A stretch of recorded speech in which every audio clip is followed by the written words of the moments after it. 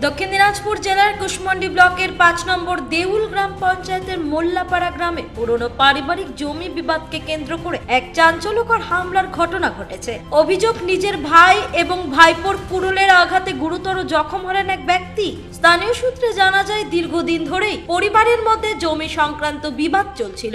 ঘটনার দিন মোক্তারুল আলম বাড়িতে একা থাকার সুযোগ নিয়ে তার ভাইপো রিজওয়ান এবং ভাই মনসুর আচমকায় তার উপর কুড়ুল নিয়ে হামলা চালায়। এলোপাথারি কোপে ঘটনাস্থলে রক্তাক্ত অবস্থায় লুটিয়ে পড়েন মোক্তারুল আলম। চিৎকার চেঁচামেচির শব্দ পেয়ে স্থানীয় বাসিন্দারা ছুটে এসে মোক্তারুলকে রক্তাক্ত অবস্থায় মাটিতে পড়ে থাকতে দেখেন। এরপর তড়িঘড়ি তাকে উদ্ধার করে কুশমন্ডি গ্রামীণ হাসপাতালে নিয়ে যাওয়া হয়। সেখানে তার শারীরিক অবস্থার অবনতি হওয়ায় কর্তব্যরত চিকিৎসক তাকে রায়গঞ্জ মেডিকেল কলেজ ও হাসপাতালে স্থানান্তরিত করেন। বর্তমানে তিনি সেখানে চিকিৎসাধীন। পরিবারের অভিযোগের ভিত্তিতে পুলিশ ইতিমধ্যেই একজনকে আটক করেছে এবং পুরো ঘটনার তদন্ত শুরু করেছে পুলিশ। এই নৃশংস হামলার ঘটনাকে কেন্দ্র করে এলাকায় তীব্র চাঞ্চল্য ছড়িয়েছে। আচ্ছা ভাই, কি হয়েছিল কালকে? বলো, কালকে কি হয়েছে? কালকে আমার বাবাকে এসে মারা আমাকে মেরেছিল কুড়াল দিয়ে, তারপর লাঠি দিয়ে, তারপর মঞ্জুর এরা দুজন মেরেছে, রিজওয়ান এই তিনজন কুড়ালি চালিয়ে মেরেছে।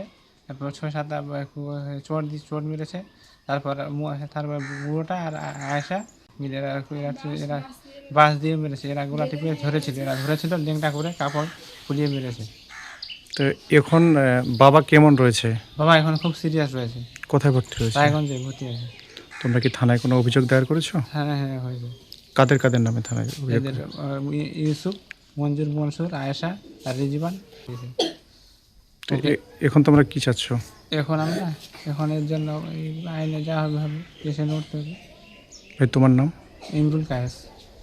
তুমি কোন ক্লাসে পড়াশোনা করো বর্তমানে? আমি তো বিয়ে পেয়েছি আর পড়াশোনা করিনি, 5 বছর জমে গেছিল সেই জন্য। Thank you. কুশমন্ডি থেকে দিলদার আলীর রিপোর্ট, কুলিক নিউজ।